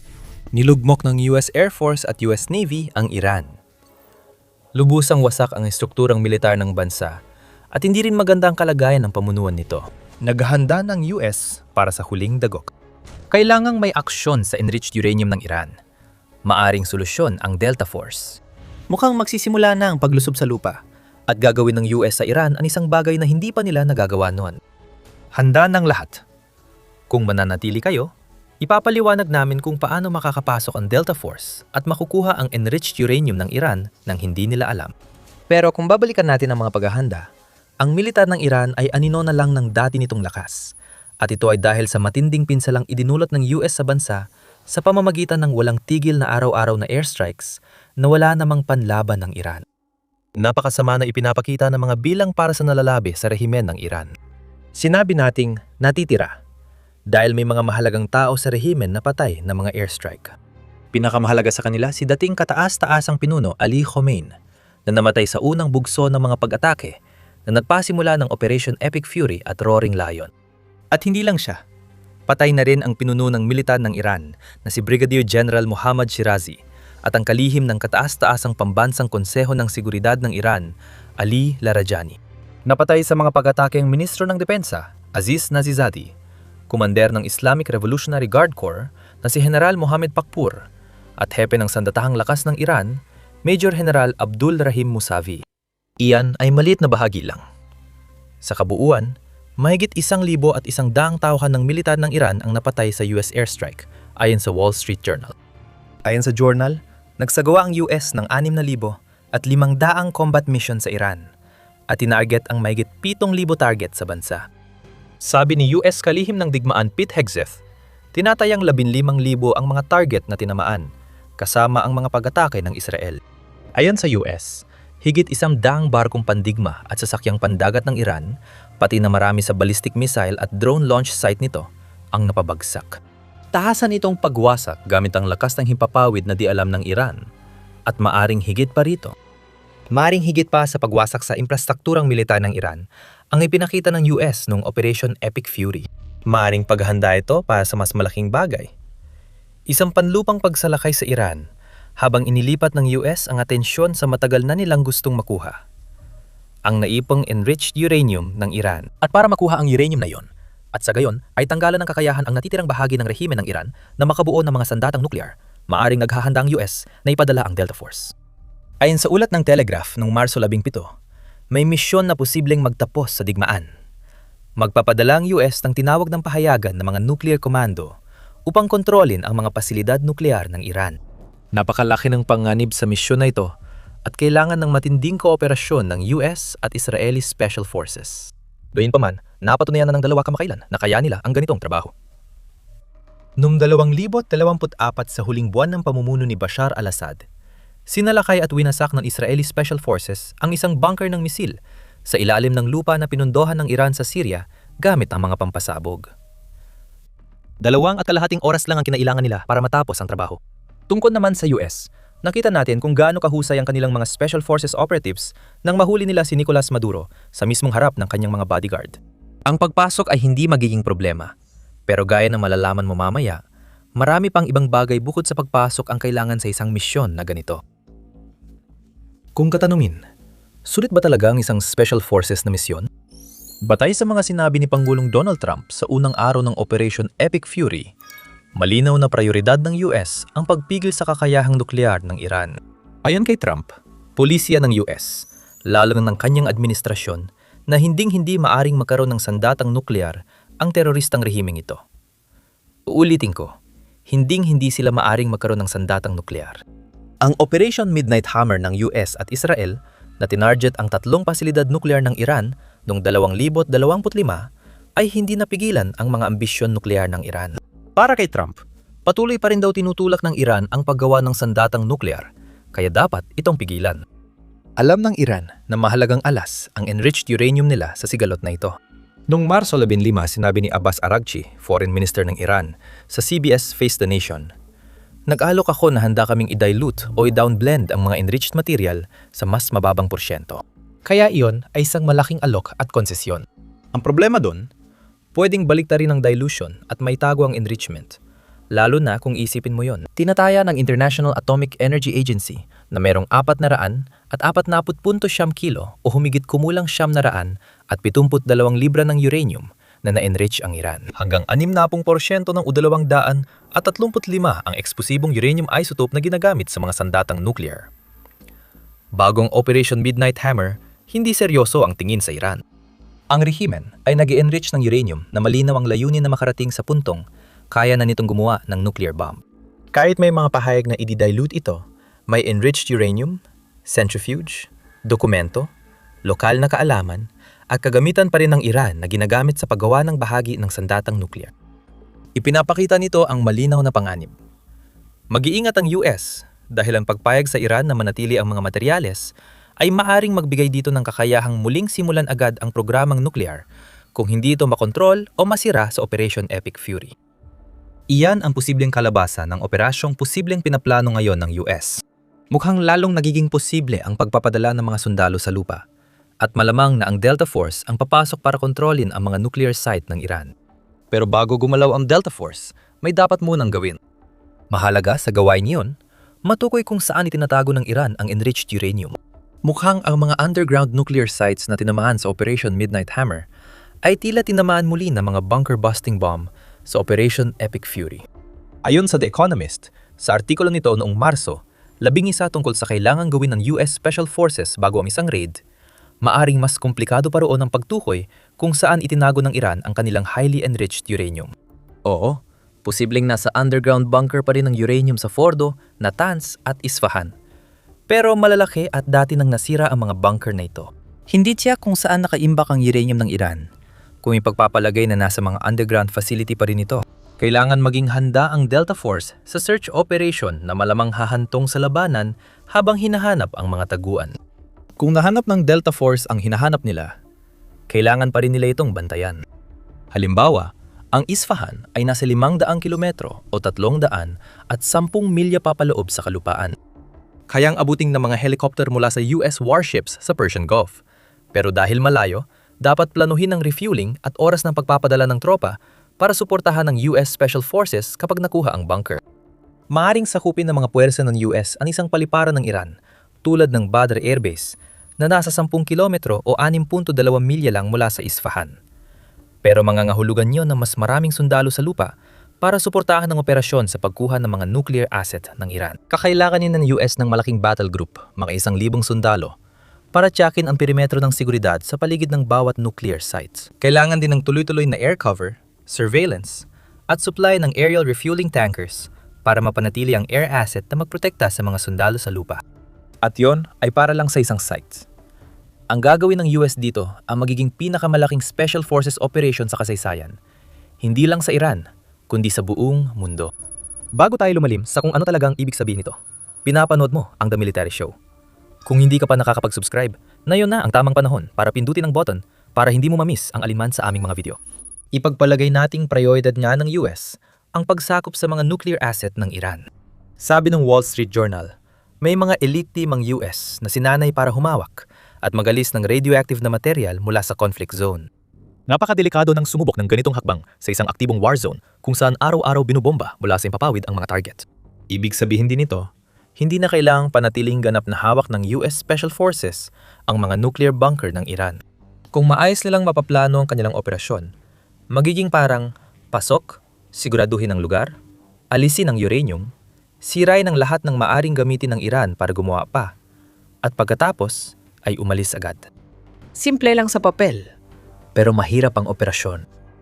Ayon kay Admiral James Stavridis, dating pinuno ng US Southern Command at komandante ng NATO, sabi ni Stavridis, posibleng ito ang pinakamalaking special forces operation sa kasaysayan. Bahagi lang ng operasyon ang Delta Force, at posibleng hindi ito ang pinakaimportanteng bahagi. Dapat magpadala ng Army Ranger o katulad ng tropa para siguraduhin ang seguridad sa paligid ng mga nuclear site ng Iran. Kailangan ding dalhin sa lugar ang mga ininyero, pati na rin ang mga kagamitan sa paghuhukay na kakailanganin upang maghukay sa mga debris na malamang na nakaharang na ngayon sa mga pasukan ng nuclear facilities ng Iran matapos ang mga pag-atake ng US laban dito. Kailangan ng mga eksperto para suriin kung may mina o booby trap, at mas mainam para sa US na sakupin ng isang airstrip o gumawa ng pansamantalang paliparan para mailipat palayo sa lugar ang mga nuclear material ng Iran. Lahat ng ito ay kailangang mangyari habang ang mga tropa ng US ay nagtatrabaho sa isang nakapirming lokasyon na siguradong magiging lantad na target para sa mga missile at drone ng Iran. Sinabi namin kanina sa video na inihanda na ng US ang pundasyon para dito. Noong Marso 15, ayon sa Iran International, sinabi ng US na bumaba ng 70% ang missile capability at 75% ang drone capability ng Iran kumpara sa unang araw ng Operation Epic Fury. Impresibong mga numero, pero nangangahulugan ding may natitirang missile at drone ang Iran. Kaya anumang operasyon ng Special Forces na layuning kunin ang mga nuclear materials ng Iran ay kailangan may kasamang air defense component, malamang ay kombinasyon ng mga ground-based na depensa at mga fighter jet na magpapatrolya sa paligid ng mga base para protektahan ang mga tropa ng Amerika laban sa mga pag-atake ng Iran. Nag-aalala ako sa mga drone strike, IED, at mga katulad na patibong, panganib ng kontaminasyon, at tagal ng presensya ng tao sa lugar, ayon kay Richard Nephew, dating Iran Director sa National Security Council sa Wall Street Journal. Kailangan pa rin maghanap ng paraan ng US para alisin ang nuclear na kakayahan ng Iran. Sinabi ni Trump na ang Operation Epic Fury ay dahil sa mga kakayahang ito at nilinaw ni Hegseth kamakailan na bukas pa rin ang mga opsyon ng US. Meron tayong mga opsyon sa lahat ng aspeto. Nakatuon pa rin ang pansin ng Pangulo sa mga kakayahang nuklear. At masasabi kong may iba't ibang opsyon tayo. Kabilang na ang posibilidad na magpasya ang Iran na isuko ang mga yon, ayon kay Hegseth noong Marso 13. Ang kusang pagsuko ng Iran ng mga ari-ariang nuklear nito ang magiging pinakamainam na senaryo. Mukhang hindi ito mangyayari dahil ang alok lang ng Iran ay palabnawin, hindi tuloy ang alisin, ang kanilang uranium. Maaring naghahanda na ang Delta Force para sa huling matinding dagok laban sa rehimen ng Iran. Kung maagaw ang mga ari-ariang nuklear nang hindi man lang namamalayan ng Iran, ang natitirang alas ng rehimen ay ang Strait of Hormuz laban sa US. Kawili-wili, pwedeng may papel ang strait na yon sa alternatibong senaryo kung saan maaring magpadala ang US ng Marines at espesyal na operatiba sa ibang paraan. Pero pag-uusapan natin yan mamaya. Bago tayo dumako doon, may ilang kalituhan na nangyayari sa Iran dahil sinusubukan ng rehimen na ipalabas na hindi lang nagpadala ng tropa ang US sa Iran, kundi nahuli pa raw ang mga ito. Isang linggo matapos magsimula ang Operation Epic Fury, kumalat sa social media ang mga larawang lumilitaw na nagpapakitang nahuli ng mga puwersa ng Iran ang Delta Force operatives. Naglabas ang Reuters ng ilang larawan sa artikulo noong Marso 11 at nag-post din sa social media ng matinding pahayag. Opisya ng kinumpirma ng mga opisyal ng Iran na nabigo ang isang operasyong panghimpapawid ng US sa Tehran at 173 sundalo at opisyal ng Amerika mula sa elite unit ng militar ng US na kilala bilang Delta Force ang nahuli. Kawili-wiling pananaw yan sa sitwasyon sa Iran na yon, masasabi natin yan. Ngunit agad na naging malinaw na ang mga larawang ito ay isang tahasang kasinungalingan. Kung sino man ang gumawa nito at dapat ay magbigay ito ng pahiwatig sa iyo, ay hindi naalis ang hugis diamante na Gemini logo sa ibabang sulok ng mga larawan. Sa madaling salita, ang mga larawang ito ay ginawa gamit ang AI at ipinapakita nila ng Iran o kung sino man ang gumawa ng mga larawan ay sinusubukang magsimula ng propaganda war sa pamamagitan ng pagpapahiwatig na ang US ay nagpadala na ng mga sundalo at na napagtagumpayan na sila ng Iran. Wala pa sa mga ito ang nangyari. At kung talagang papasok ang Delta Force sa Iran, mukhang malabong magawa ng militar ng bansa ang kahit ano laban sa kanila. Kung ipagpapalagay na ibibigay ng US ang buong suporta na kailangan ng mga Special Forces operatives para magawa ang kanilang misyon sa mga nuclear site ng Iran. Pero baka hindi naman talaga ang mga site na yon ang nasa agenda ng US. Nabanggit namin na posibleng susi ang Strait of Hormuz sa desisyon ng US na magpadala ng sundalo. At habang maaring theoretical pa lang ang usapan tungkol sa Delta Force, sa ngayon, ang hindi haka-haka ay ang pagpapadala ng US ng mga marines sa Iran habang tayo ay nag-uusap. Papunta na sa gitnang silangan mula Indo-Pasipiko ang ika-31 Marine Expeditionary Unit o MEU na nagpapakita ng kagustuhan ng US na panatiliing bukas ang mga opsyon at dagdagan ang mga naihanda na nito sa Iran. Ayon sa ABC News, binubuo ng 2,200 Marines ang unit na iyon at inaasahang darating sa Iran sa katapusan ng Marso. Mapapansin mo na hindi ito Delta Force, kaya ang MEU na pupunta sa Iran ay hindi papasok ng malalim sa bansa para sakupin ang mga pasilidad nuklear. Kung hindi nuklear, ayon sa ABC, posible raw na papuntang 31 MEU sa Iran para magsagawa ng mga pagsalakay sa baybayin ng Iran sa Strait of Hormuz. Ito ay tungkol sa pagkakaroon ng kontrol sa isang daanan ng tubig kung saan dumadaan ang 20% ng langis na dinadala sa dagat sa buong mundo at na epektibong hinaharang ng Iran sa pamamagitan ng pag-atake sa mga merchant vessel na sumusubok dumaan dito. Mukhang naghahanda na ulit ang US. Ayon sa Independent, noong Marso 18, tinatarget na ng US ang mga lugar sa baybayin malapit sa Strait of Hormuz gamit ang mga bunker-busting bomb. Ang layunin dito ay sirain ang mga missile launch site na meron pa ang Iran sa mga baybaying rehiyon na ito upang mabawasan ang banta sa mga merchant ship na sumusubok dumaan sa daanang ito ng tubig. Ang maaring nakikita natin dito ay winawasak ng US ang mga missile site na yon upang hindi na ito maging banta sa mga Marines na posibleng ipadala nila sa iba pang mga hiwalay na lugar sa kahabaan ng baybayin ng Straits. Ibang pagpapadala ng mga sundalo sa lupa kaysa sa pag-deploy ng Delta Force para sakupin ang nuclear sites. Posibleng natatayo ang US ng mga de facto na basing pandagat sa baybayin ng Strait of Hormuz, marahil sa pamamagitan ng pagsakop sa mga pantalan ng Iran. Papayagan nito ang US, kasama ang sinumang kaalyado na pipiliing sumama, na ipagtanggol ang kipot habang inaalisan ng Iran ng kakayahang magpadala ng mga mabilisang bangka sa daluyan ng tubig para umatake sa mga barkong pangkalakalan. Hindi pwedeng balewalain ng mga pantalan tulad ng nuclear facility ay mga nakapirming lugar na pwedeng puntiryahin ng missile at drone ng Iran. Ang paggamit ng mga bunker buster na ibinabagsak sa mga lugar ng paglulunsad ng missile sa mga baybaying rehiyon ay maaaring maging sagot sa problemang ito. Kaya tinukoy namin ang aksyong iyon bilang posibleng paghahanda pa ng mas matibay na pundasyon. Maaring gamitin ng US ang Delta Force at iba pang Special Operations Units kung gugustuin nila. Kailangan pa ring tumanggap ng utos mula sa mga post ng command and control sa baybayin ang mga pasilidad ng drone at fast boat ng Iran sa Strait of Hormuz. Maaring pumasok ang 31 MEU para kontrolin ang mga daungan ng Iran at lumikha ng mga perimeter sa paligid ng nuclear sites. Habang ginagamit ng Delta Force, Navy SEALs o Green Berets ang mga kontroladong daungan na yon upang maglunsad ng mga operasyon papasok sa mas malalalim na bahagi ng baybayin para sirain ang mga posts ng command and control. Lahat ng opsyon na ipinakita natin ay mas tiyak at limitado. Hindi ganap na pananakop ng Iran. Kung target ng US ang Strait of Hormuz o mga pasilidad nuklear ng Iran, tinatamaan nito ang kapangyarihan ng rehimen. Hindi pwedeng mawala sa mga pinuno ng Iran ang alinman dito dahil lalo pang hihina ang kanilang posisyon sa negosasyon kung mawawala ang lakas ng dalawang asset na ito. Malamang, hindi magaganap ang ganap na pananakop sa Iran. Kung gagawin ng US ang isa o pareho sa mga surgical strike na ito, kailangan pa rin nila ng libu-libong sundalo para kontrolin ang mga posisyon habang tinatapos ang rehimen ng Iran. Handa ba ang Iran? Handa ba ang US? Malalaman agad natin ang sagot sa mga tanong na yan kung patuloy tumanggi ang Iran na isuko ang mga nuclear asset nito. Akala ng Iran alam na nila lahat ng dapat gawin. Gamitin ang misil at drone para magdulot ng pinsala at mapigil ang Operation Epic Fury ng US. Nagkamali ang Iran. Habang karaniwan ang sandata nito, sinimulan na ng US ang digmaan sa kalawakan. Sobrang makabagong teknolohiya ang sumisira sa mahahalagang sandata ng Iran. At wala nang magawa ang naghihingalong rehimen ng Tehran. Ginagamit ng US ang mga satellite para sirain ang mga site ng paglulunsad ng misil ng Iran. Gusto sana naming sabihing may space laser ang US na agad nagpapaputok sa mga lugar na yon kapag nakita. Pero hindi pa yon ang totoo ngayon. Matalino rin ang ginagawa ng US dahil agad nitong natutukoy at nasisira ang mga lugar ng paglulunsad ng Iran sa loob ng ilang minuto matapos gamitin. Dahil sa pagkasira ng karamihan sa infrastrukturang militar, napilitang maglunsad ng mga misil ang Iran mula sa liblib na lugar. Kailangan mag-ingat ang Iran dahil may mga US fighter jet at bomber na nagpapatroya sa himpapawid. Kaya dapat mula sa ligtas na lugar ang anumang paglulunsad ng misil. At kailangan din itong maging mabilis para makapagpaputok ang Iran at maibalik agad ang kanilang mga launcher sa taguan bago dumating ang tugon. Ayos lang sa Iran, basta nagbibigay ng hudyat na ligtas ang mga air defense radar nila.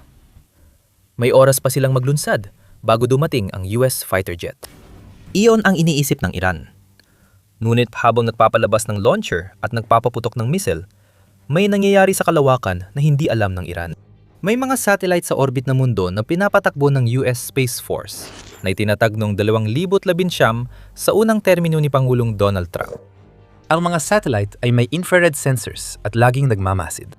Kapag nagpaputok ang Iran ng missile, agad na didetect ng satellite ang heat signatures nito. Sa isang iglap, natutukoy agad ang lokasyon ng paglulunsad at pati na rin ang mismong launcher. Mabilis na na-activate ang air defense, kaya nasisira agad ang missile ng Iran bago tumama sa target. Masama ito para sa Iran. Isa pang bigong paglulunsad na hindi kailangan ng Iran, lalo't napigilan ng US at Israel ang kanilang saturation strategy. Tatalakayin natin ito mamaya. Pero ang hindi kailanman inasahan ng Iran ay na ang mga heat signature na nadedetect sa kalawakan ay maaring magresulta sa pagkasira ng mga missile habang nasa lupa pa lang. Kapag natukoy ng US satellite ang launcher, agad itong ipinapasa sa fighter jet pilot na dumarating sa lugar ng paglulunsad sa ilang minuto at nagpapaputok ng standoff missile. Hindi na malayan ng mga sundalong Iranian na mabilis nang dumarating ang tugon bago pa tumama ang missile. Sumabog ang launcher at isa pang bahagi ng missile infrastructure ng Iran ay naalis sa labanan. Ito ay isang uri ng digmaan na hindi inakala ng Iran na kakailanganin nitong labanan. Isang teknologikal na labanan laban sa Estados Unidos na mas marami pang alas sa manggas kaysa sa inaasahan ng kahit sino. At habang may iba pang paraan na ginagamit ng US ang kalawakan upang durugin ng Iran, natatalakay natin mamaya. Ang pagkakaroon ng mga satellite na nakakakita ng init ay marahil ang pinakamalaking banta ng US sa missile-based na estratehiya ng Iran. Ayon sa New York Post, gumamit ng satellite at mga espesyal na node sa lupa para subaybayan ang paglulunsad ng Iran. Kapag nagpapalipad ng missile, agad sinusubaybayan ng mga satellite ng Amerika ang init gamit ang infrared beams. Sa lupa at nakakagulat, halos lahat ay nasa mismong US, kaysa sa mga base nito sa gitnang silangan. Ang mga crew ay walang tigil na nagtatrabaho sa loob ng mga radar dome. Ang mga espesyal na radar dome na ito, na parang higanting golf ball na nakabound sa lupa, ay tumatanggap ng impormasyon na nakukuha ng mga satellite ng Space Force. At ginagamit nila ito para kalkulahin ang mga trajectory ng pinakawalang missile at ang mga lokasyon kung saan ito pinaputok. Epektibo ang kombinasyong teknolohiyang ito. Kaya daan-daang missile ng Iran ang nasira bago pa man makalapit sa target. Ang US ay may 3 antas na depensang panghimpapawid na nakatuon sa kalawakan na di pa nakita ng mundo dati. Pinagsama ng satellite, radar, at radome ang kakayahan para makabuo ng advanced early warning system. Kaya't ang US agad nalalaman kapag nagpapaputok ng missile ang Iran, halos kasabay ng mismong desisyon ng Iran. Ibig sabihin, para sa US, maiwasan nilang magpadala ng sundalo sa Iran hanggat di pa handa, ayon kay Bree Fram, dating miyembro ng Space Force. Ipinapakita ng kawalan ng malaking tropang armado na ang puwersang ito ay gawa sa advanced na teknolohiya at talino, ayon kay Bree Fram sa The New York Post. Dagdag pa niya, ito ay nilikha upang gawing pinakamakapangyarihang puwersa sa mundo at panatiling ligtas ang mga Amerikano, habang ginagawa nila ang pinakamahirap at likas na mapanganib na mga bagay na hinihiling natin sa kanila. Ang meron ng US na umiikot sa paligid ng mundo ngayon ay ang pinakamataas na posisyong may kalamangan. Ang pagkakaroon ng mataas na posisyon ay palaging naging kalamangan sa konbensyonal na digmaan. Nagbibigay ito ng tanaw sa malaking bahagi ng labanan at posisyong madaling depensahan, kaya mahirap maagaw ng kalaban ang teritoryo. Pero binabago ng bagong anyo ng mataas na posisyon na ito ang takbo ng laban. Hindi lang basta kayang makita ng US ang paligid ng malaking burol. Nakikita nito ang buong Iran lagi dahil sa mga satellite. Para sa Iran na kailangan magsikap para makuha ang mataas na posisyon, hindi na ito opsyon para sa naghihingalong rehimen ng Tehran. Nagdala ito ng drone at misil sa digmaan sa kalawakan. Pero hindi nito nagawang labanan ang mga satellite ng US na sumira sa estratehiya nito. Ang epekto nito sa Iran ay nagsasabi na ng lahat ng kailangan mong malaman tungkol sa bisa ng teknolohiyang pangkalawakan ng US. Nagpakawala ang Iran ng mahigit 500 balistikong misil sa mga targets sa gitnang silangan, kabilang ang militar at sibilyang lugar hanggang Marso 4, ayon sa Long War Journal. Mali na sabihing walang tumamang misal ng Iran. Ngunit hanggang Marso 2, 6 na tauhan ng militar ng US lang ang namatay, at 18 ang nasugatan sa mga pag-atake. Ipinapakita ng mababang bilang ng nasawi na karamihan sa misal ng Iran ay hindi tumatama sa target dahil sa mga satellite na tumutunton sa init na hindi na makita sa taas ng langit. Ayon sa ulat ng BBC, sinabi ng Israel Defense Forces na 70% ng mga paglulunsad ng balistikong misil ng Iran ay nawasak mula simula ng Operation Epic Fury at Operation Roaring Lion. Alam at tinarget na ang karamihan sa mga lugar na ito mula simula ng operasyon. Dahil lumipat na ang Iran sa pagpapakawala ng kaunting misil mula sa mga hiwalay na lugar, kadalasan natutukoy ng mga kakayahang pangkalawakan ng Amerika ang mga launcher na winawasak. Bawat pagpapakawala ng misil na sinusubukan ng Iran ay may malaking panganib. Nagpapadala ang Iran ng malinaw na sinyales sa bawat misil na pinapalipad nila. Nasabi rin na ngayon ay limitado ng Iran sa hiwa-hiwalay na pagpapakawala ng misil. Malaking problema rin ito para sa rehimen ng Iran. Matagal nang naghahanda ang rehimeng yon para sa digmaan, malamang laban sa Israel, pero marahil laban din sa US. Kasama sa paghahanda ang pag-iipon ng higit 2,000 ballistic missile ayon sa BBC. Ang estratehiya ng Iran sa isang digmaan ay punuin ang himpapawid ng kanilang mga kalaban ng ballistic missiles at drones, na layuning malampasan ng air defenses upang ang mga missiles at drones ay makalapag, makapinsala, at sa huli ay hadlangan ng kalaban na magsimula pa ng karagdagang pag-atake. Mahalaga sa doktrinang militar ng bansa ang pagpapataas ng halaga ng digmaan laban sa Iran, kung saan sentro ang mga misil. Malaki pa rin ang imbakan ng misil ng Iran, pero dahil sa tulong ng satellite ng US na sumisira sa mga pinapalipad at launch site ng Iran, halos nawala na ang estratehiyang pagpupuno ng himpapawid. Patuloy pa ring sinusubukan ng Iran na palabasing hindi sulit ang Operation Epic Fury. Ang mga maliit na pag-atake sa US bases sa iba pang gulpo bansa ay paraan ng Iran para tumaas ang gastusing pang-ekonomiya at pampolitika ng digmaan at hilahin ang mga bansang ayaw makialam sa laban. Mas malakas sana ang estratehiya ng Iran kung napakawalan nito ang maraming misil bago ginamit ng US ang mga satellite nito. Kailangan na ngayon ni Iran magpalipad ng misil ng paisa-isa, hindi sabay-sabay. Makikita natin ito sa datos mula United Arab Emirates ayon kay Al Jazeera. Sa unang 24 na oras ng Operation Epic Fury, nagpakawala ang Iran ng 167 cruise at ballistic missiles, kasamang 500 at 41 drones nung panahong yon. Sa ika-15 araw ng labanan, 4 na missiles at 6 na drones na lang ang natira. Nakikita natin ang katulad na sitwasyon sa Israel, kung saan ang humigit kumulang 100 projectiles na pinakawalan ng Iran sa unang mga araw ng digmaan ay bumaba na sa single digits. Mula, hindi lang mga kagamitan ng Space Force ang dahilan kung bakit ito nangyari. Malaking papel ang heat-seeking satellite, kaya napilitan ng Iran na gawing mas estratehiko ang missile strike dahil alam nitong malaki ang posibilidad na hindi gumana ang mga ito dahil natutukoy sa mismong paglulunsad. Naging hadlang ang teknolohiya sa estilo ng pakikidigma ng Iran at mas malalim ito kaysa simpleng satellite na nakakatukoy ng missile launches. Nagsani ng AI at cyber tactics para pahinain ang estratehiya ng Iran. Pero bago tayo magpatuloy sa mas malalim na pagtalakay kung paano, isang mabilis na paalala na pinapanood mo ang Military Show. Kung hindi ka pa nakakapag-subscribe, na yan na ang tamang panahon para pindutin ang button na yan. Bago pa man ang unang pag-atake ng US at Israel sa Iran noong Pebrero 28, gumamit na sila ng cyber at space na mga operasyon para pahinain ang infrastruktura ng Iran. Tinarget ng mga non-kinetic na hakbang ang command at control network, radar, sensor, at komunikasyon upang mahirapan ang rehimen ng Iran na magkaisa at magplano ng tugon. Abo na ang kanilang mga pinuno. Ipinaliwanag ni General Dan Kane, tagapangulo ng Joint Chiefs of Staff, na unang kumilos ang US Cybercom at US Spacecom, gumamit ng non-kinetic na epekto para gambalain at pahinain ang kakayahan ng Iran sa pagmamasid, komunikasyon at pagtugon. Mula sa kalawakan, binulag ng US ang Iran, lalo pang naging vulnerable ng mga pasilidad militar na target ng Operation Epic Fury at Operation Roaring Lion. Itong paraan ng US ng pagsaboy ng buhangin sa mga mata ng Iran bago magpatama ng sunod-sunod na malalakas na suntok sa panga nito. Si Brent David Zianik, retiradong opisyal ng US Air Force at dating professor sa US Space Force program sa Johns Hopkins University, ay nagpaliwanag na, ayon sa New York Post, tinutukoy ng Space Force ang radar at nakikipagtulungan sa Cyber Command para i-jam ito. Susubukan ng Cyber Command na i-disable ang radar ng Iran. Kasama dito ang paglusot at kontrol sa sistema na nagdudulot ng pagkawala ng sakawala ng silbi sa computer. Hindi lang US fighter jets ang dapat ikabahala ng Iran kapag natutuklasan ng Space Force ang isang missile launch site. Pati radar at computer na gumagabay sa mga inilulunsad nilang missile ay tinatarget din. Masama na ang paglulunsad ng ballistic missile, pero mas seryosong problema ito para sa Iran dahil pati air defense systems nila ay nagpapaputok din ng missile.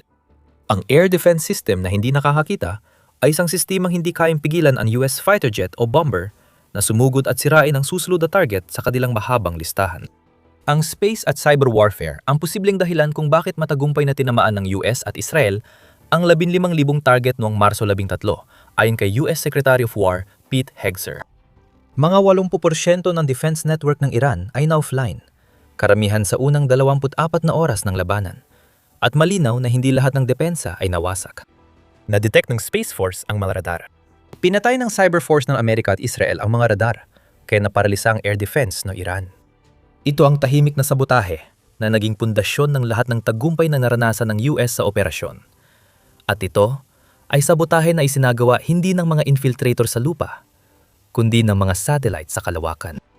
Naantala ang komunikasyon at nadyam ang GPS signal, kaya nabigo ang missile-based na estratehiya ng Iran na makuha ang inaasahang resulta ng kanilang rehimen. At ang natira sa Space Command ng Iran ay parang nawala na rin. Babanggitin natin ito sa dulo ng video, kaya manatili hanggang wakas. Idagdag muna natin ang artificial intelligence sa usapan. Parang hindi pa sapat ang mga satellite na nakakakita ng missile launches at mga radar, kinailangan pang harapin ng Iran ang paggamit ng US ng AI, habang pinakakawalan nila ang dagsa ng teknolohiya laban sa Tehran. Noong Marso 11, iniulat ng NBC News na ayon sa hindi pinangalan ng source, ginagamit ng militar ng US ang AI system ng Palantir para tumulong tukuyin ang mga target sa mga pag-atake sa Iran.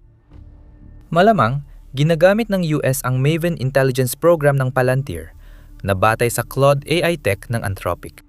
Ito rin ang sistemang ginamit ng US sa paghuli kay dating Pangulong Nicolas Maduro ng Venezuela, na nagpapabilis sa pagsusuri ng militar sa maraming impormasyon. Walang partikular na payo sa pagpili ng target ang sistemang ito. Sa halip, parang nagsisilbi itong pansala na nagalis ng mga hindi mahalagang impormasyon para matiyak na ang militar ng US ay gumagamit lamang ng kapakipakinabang na intelihensya na tumutulong sa kanila na pumili ng mga target. Ayon sa CBS News, hindi inilalantad ng Pentagon kung paano nila ginagamit ang AI sa Iran, kahit gusto ni Hegseth na gamitin ito bilang sentro ng operasyon ng militar ng US. Gayunpaman, ibinunyag ni Mark Montgomery, retiradong US Navy Admiral at Senior Director ng Center on Cyber and Technology Innovation sa Foundation for Defense of Democracies, kung gaano kalakas ang teknolohiyang ito. Ang militar ay nagpoproseso ng halos 1,000 target kada araw at tinatamaan ng karamihan dito na may turnaround time na mas mababa sa 4 na oras para sa susunod na pag-atake. Sinabi ni Montgomery sa CBS na may tao pa rin kasama, pero ginagawa na ng AI ang mga trabahong dati ay ilang araw ang tagal. At kaya nitong gawin ito sa lawak na dinagawa ng mga naunang kampanya. Seryoso, Amerika, hindi sapat ang pagsisimula ng digmaan sa kalawakan, ginamit mo pa ang AI na pinapangarap lang ng Iran sa Operation Epic Fury 2. Ang nakikita natin dito ay natagpuan ng US ang paraan para matukoy ang mga target sa sobrang bilis na kaya nitong tapatan ang lakas na dinala nila sa Persian Gulf. 12 ng fighter jets mula sa aircraft carrier ay kaya na magsorti buong araw dahil sa AI ng US na nadadala ng tuloy-tuloy na target. Pagdating naman sa Iran, wala itong pag-asang makipagsabayan sa US pagdating sa digmaan sa kalawakan. Hindi rin nila kaya. At nabanggit natin kanina kung paano winasak ng US noon pa ang lahat ng asset ng Iran sa kalawakan. Noong Marso 5, ayon sa ulat ng Defense One, wala ng Space Command ng Iran. Hindi man ito ang pinakamahalagang pag-atake ng US sa Iran. Ibig sabihin nito, hindi na magagamit ng Iran ang 13 operation ng na-satellite, kabilang ang 3 nakarehistro sa Islamic Revolutionary Guard Corps na inilunsad nila sa kalawakan. Ayon sa ulat, mukhang walang tunay na kakayahan ng Iran laban sa satellite. Gumamit na ito ng electronic warfare para i-jam ang mga signal ng komersyal na satellite. Pero di malinaw kung paano ito nagagamit sa pag-jam ng military GPS signal. Malamang ay wala masyadong magagawa ang Iran. Hindi sana tinamaan ng US at Israel ang 15,000 target at baka madagdagan pa. Dahil walang sariling global navigation satellite system ang Iran, napipilitan itong umasa sa gawa ng iba. Ayon sa Daily Sabah, US, European Union, China at Russia lang ang may ganitong sistema. Sa 4, 2 siguradong hindi tutulong sa Iran. Maaring tumulong ang Sina, ngunit nanganganib itong mapaganit ang US kung gagawin ito. Kaya nananatili ang Russia na pinakamalamang magbigay sa Iran ng satellite navigation tech para sa missile at drone launches. Nagbibigay rin ng Russia ng satellite images sa Iran ayon sa Wall Street Journal. Gayunpaman, ito ay mga pangunahing bagay lang, lalo na pagdating sa space war na pinakawala ng US. Dagdag pa rito, kung magpasya si Putin na gusto niyang magkaroon ng mas malaking kalamangan sa pakikitungo niya sa US, maaari niyang ipagkanulo ang Iran sa pamamagitan ng pagputol ng access na mag-iwan sa Iran ng halos wala nang magagamit sa kalawakan para saktan ang US. Kaya saan na nga ba napunta ang Iran sa lahat ng ito? Ang tanging magagawa na lang talaga ng kanilang rehimen na yon ay tumingin sa kalangitan na hindi na nila kontrolado at tumingin pa sa kalawakan kung saan nanalo na ang US sa satellite war bago pa man ito tuluyang nagsimula. Wala nang gamit ang satellite ng Iran matapos mawala ang kanilang space command.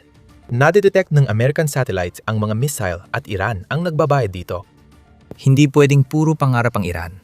Kasi sa lupa, kasing tindi pa rin ang dati ang pag-atake ng US at inagaw pa nilang huling bumubuhay sa Iran.